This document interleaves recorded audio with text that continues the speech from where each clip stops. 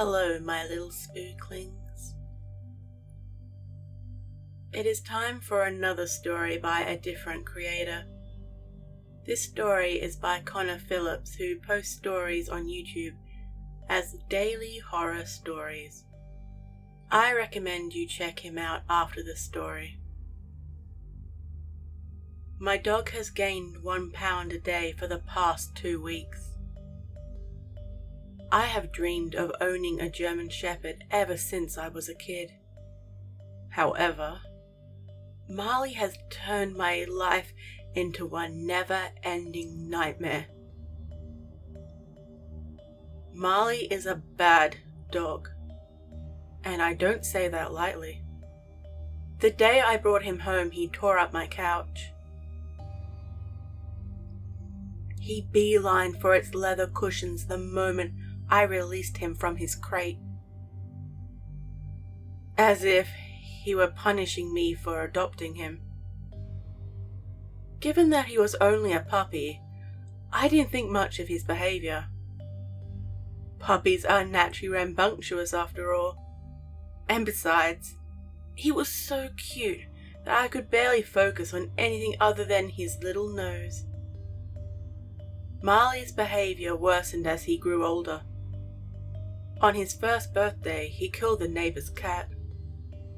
He dug a hole under the fence, ensnared the cat in his jaws, and eviscerated it in my backyard. I found its desecrated corpse strewn about the flower bed one morning while I was mowing. Ever since then, animal carcasses have made constant appearances in my yard. Although this constant display of Marley's savageness is concerning, it isn't exactly shocking. What is shocking is what Marley does with these corpses. Or rather, what he doesn't do. Over the course of Marley's 5-year killing spree, never once has he eaten an animal he's killed. Short of playing with their corpses, he simply disposes of them in my backyard, never to touch them again. Which highlights a key aspect of his personality, his picky eating. Marley is impossible to feed.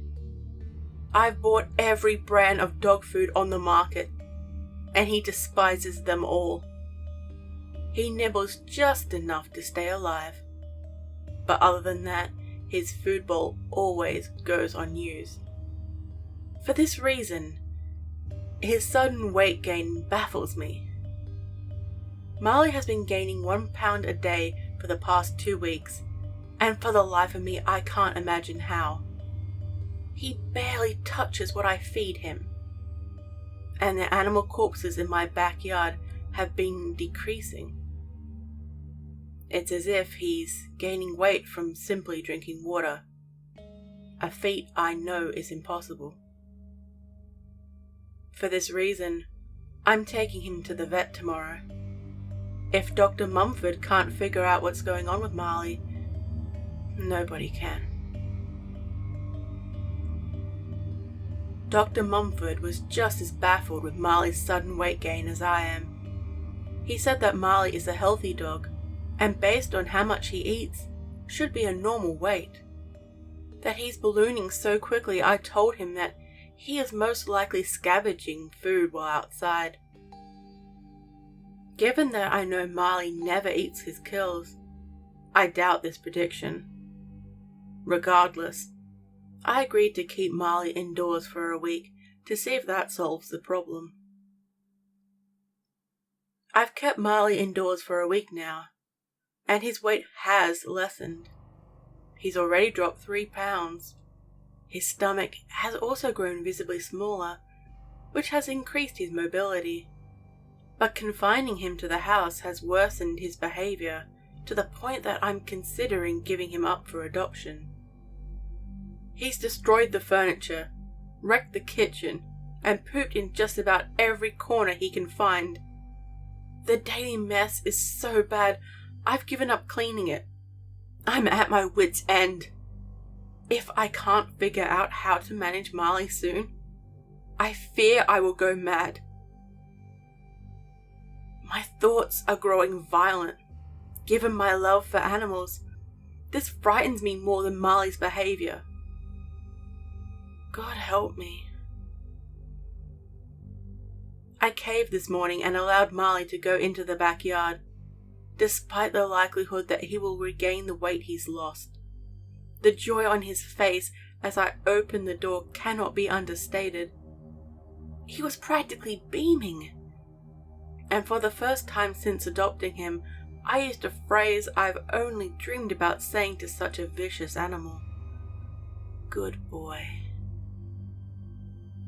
I watched Marley frolic around the yard for a few minutes, smiling at his joyous barks, then retreated to my room. After such a hellish week, I needed a nap, if not therapy, and crashed the moment my head struck the pillow. When I woke later that day, Marley was gone. I scrambled into the backyard, panic hastening my legs. Where could he have gone? He was too fat to hop the fence, and besides, he was too afraid of the alleyway to flee. Cars send him into shutdown mode. Whether this is because of an experience he had as a puppy, or simply the engine noise, only God can say. I alternated between calling his name and scanning the yard for tracks. Unfortunately, neither of these ideas yielded results, causing my heart to pound and tears to fill my eyes. Just as I was about to give up the search, I found something that paralyzed me with fear. Marley had dug a large hole under the fence leading into the neighbor's yard. Given that this hole was hidden behind a bush, I hadn't noticed it before. Fresh blood lined the fence above the hole, and a human ear was nestled in the dirt. I stared at the severed ear, limbs trembling. Marley had never attacked a human before. Had his appetite for violence taken such a horrific leap? The thought of him desecrating a person like he did rabbits or squirrels filled me with dread. Surely there had to be another explanation for the ear's sudden appearance in my yard. Maybe we had dug up a grave. We lived near a cemetery. Or found a discarded movie prop. But what about the blood? The iron scent drifting from the hole certainly wasn't corn syrup. I'm a nurse. I know what blood smells like. The congealed crimson mass lining the fence was the real deal, and it mortified me with its implications. I resisted the urge to call the police. The least I could do was investigate the matter before condemning Marley for a crime he didn't commit. So I grabbed a ladder from my garage, propped it against the fence, and climbed into my neighbor's yard. The ladder creaked as I leapt off the top rung, then tumbled to the ground. I cringed as it crashed into a tree and sent the gathered birds fleeing into the sky. I glanced towards my neighbor's house, heart pounding in my ears. Fortunately, nobody appeared in the windows. Whether this meant that they simply weren't home or were wedged between Marley's teeth, I didn't know. I scanned the yard, trying to locate Marley. Tall rose bushes circled the fence, lining the air with a sweet aroma. 2 sprawling oak trees dominated the center of the yard. Their untrimmed branches blocked the sun and cast deep shadows along the grass. I called Marley's name, voice a hoarse whisper, but only the wind greeted my ears, freezing the sweat collecting on my brow. I leaned against the closest tree, debating about what I should do. Marley obviously wasn't here. He would have come running the moment he heard his name, or at the very least barked. That the yard remained silent told me he had either fled down the alleyway or escaped into the neighborhood. Just as I was about to return to my yard, I heard a single bark explode from my neighbor's house. Although this bark was faint, it was clearly Marley's. 1,000 questions swam through my mind. What was Marley doing inside the house? Bradley hated dogs. And besides, he was the most reclusive man I'd ever seen. The thought of him stealing Marley shocked me more than the ear languishing in the dirt behind me. Another bark sounded through the window, this one louder. I sprinted over to the window and peered into the living room. Unfortunately, the room was too dark for me to see anything, so I retreated from the glass, heart pounding. I paced through the shadows, deliberating what my next move should be. Knocking on Bradley's door was the obvious solution. But what if he hid Marley the moment he heard my knock? If he had truly stolen my dog, then he wouldn't relinquish him without a fight. For this reason, I decided a covert approach would yield better results. So I crept towards the back door on silent feet, breath shallow. Luckily, the doorknob turned with ease, and I passed into the kitchen unnoticed. The curtains were drawn, shrouding the kitchen in darkness. I ducked behind the bar.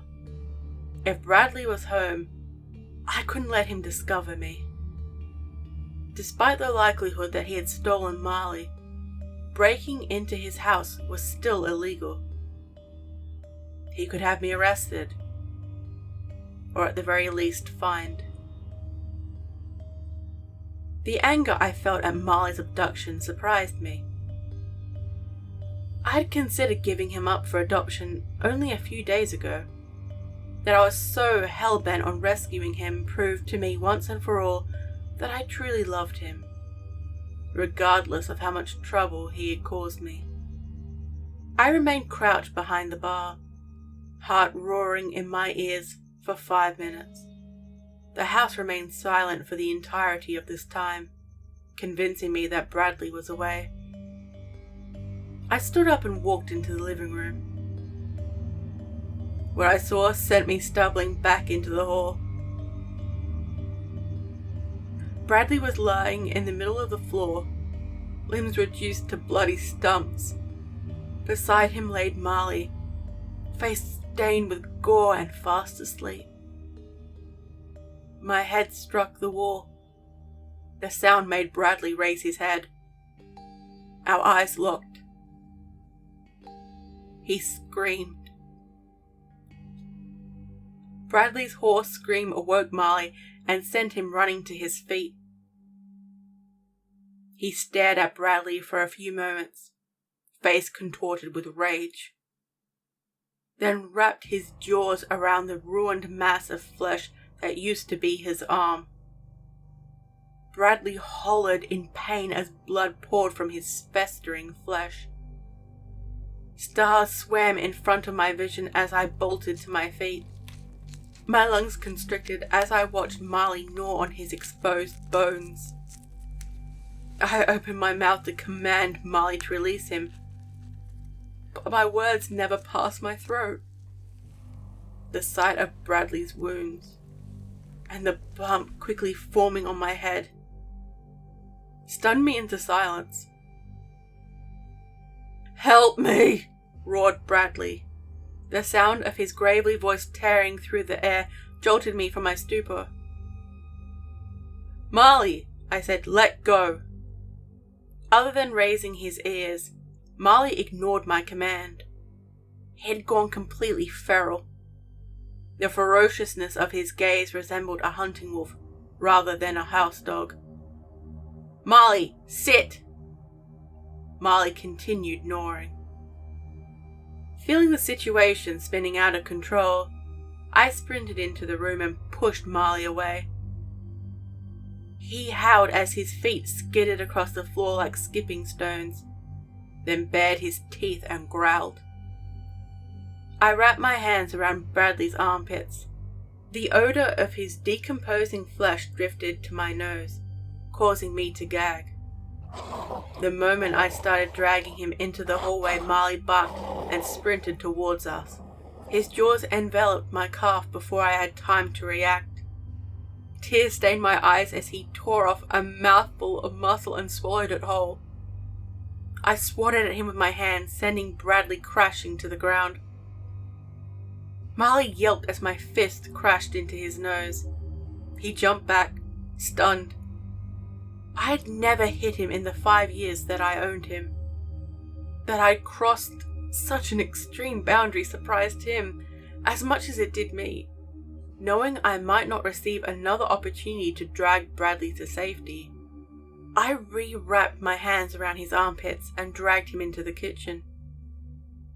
We passed into the pantry just as Marley resumed his growling and stepped into the hall.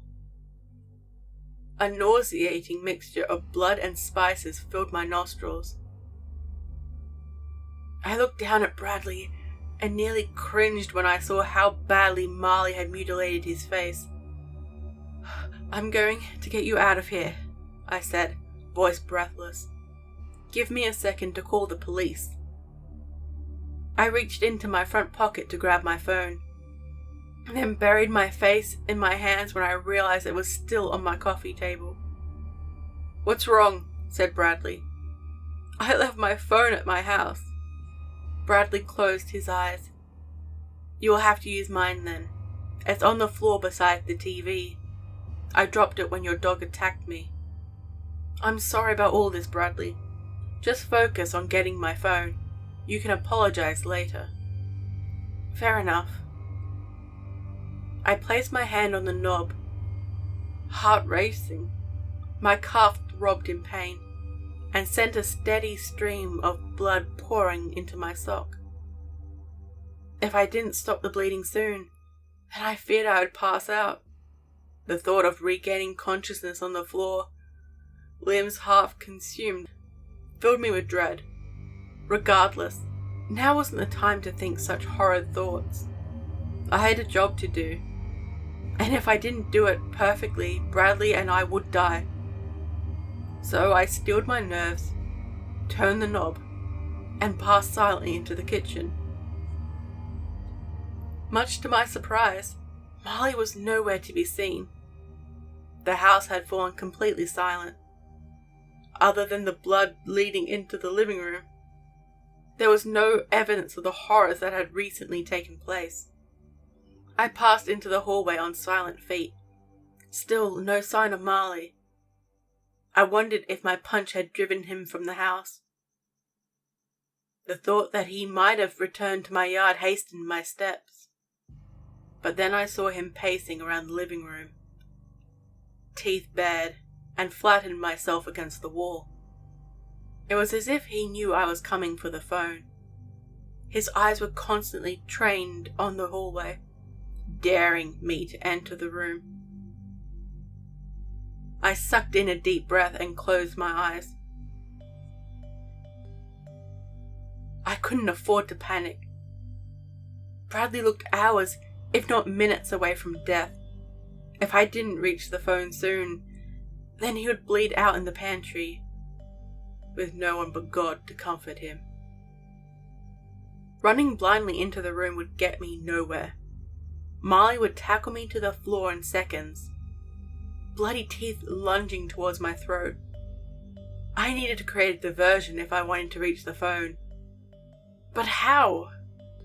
My mind swam with 100 possible solutions, each even more outlandish than the last. I could hear Marley's feet thudding on the hard wood floor as I thought, which only heightened my anxiety. After another minute of deliberation, I decided throwing my shoe against the couch was my best option. Despite his ferociousness, Marley still loved to play fetch, and had chased after my shoe hundreds of times. Repeating this game was worth a shot. Worst case scenario, he bolted for me instead of the shoe. Should this happen, I could sprint back to the pantry before he reached me and devise another plan. Praying this wouldn't be the case, I pulled my shoe from my foot, reared back my arm, and hurled it behind the couch. Marley barked and dove behind the couch, just as I had hoped. Knowing that my window of opportunity was slim, I sprinted into the living room and scanned the ground around the TV for the phone. Much to my dismay, the phone was nowhere to be found, which sent a pounding torrent of fear coursing through my veins. Before I had time to decide what to do next, I heard a steady string of vibrations drift from under the couch. I turned around just in time to see a pulsating blue light illuminate the floor. Marley must have kicked Bradley's phone under the couch. How I was going to reach it without him devouring my hand, I didn't know. I listened to the sound of Marley ripping my shoe to shreds and shuddered. Just as I was about to retreat to the pantry, an idea tore through my mind with resounding clarity. I still had another shoe. I could throw it into the corner behind Marley, which would hopefully distract him long enough for me to grab the phone and return to the pantry. I tore off my remaining shoe and tossed it into the corner before my courage failed. Luckily, Marley chased it with such vigor as the first one, providing me with the perfect opportunity to lunge for the phone. My fingers greeted the plastic case, sending a wave of dopamine exploding through my brain. I pulled the phone from my couch as quietly as I could, then rose to my feet. Just as I was about to pass into the hall, my feet struck a puddle of blood, and I went crashing to the floor. Marley was on top of me before I had time to react. He sank his teeth into my shoulder, sending a stream of blood pouring down my back. I screamed as he severed my muscles from the bone and dug his back claws into my legs. Operating on pure instinct, I tore my arm free and punched him in the neck. He yelped from the force of the blow and released my shoulder. I pushed him off me and jumped to my feet. Breathing heavily, I stumbled into the kitchen. Marley punctured my hamstring with his canines just as I reached the pantry. I screamed as I plummeted to the ground. Fear constricted my lungs as Marley lunged for my throat. I bolted my hands from my sides just in time to grab his head before his teeth sank into my jugular. His hot breath poured into my face, causing my eyes to water. I tried to push him off me, but my limbs were lethargic from blood loss. All I could do was resist as his mouth passed ever closer to my neck. Bradley pushed open the pantry door and let out a scream so guttural it caused my hair to raise. This scream frightened Marley so badly he leapt from my body and bolted into the hallway. Fearing his return, I scrambled into the pantry and slammed the door behind me. "Thought you could use some help," said Bradley. The police arrived a few minutes later, followed by an ambulance and animal control. They captured Marley, placed him in a cage, and then transported him to the local shelter for examination.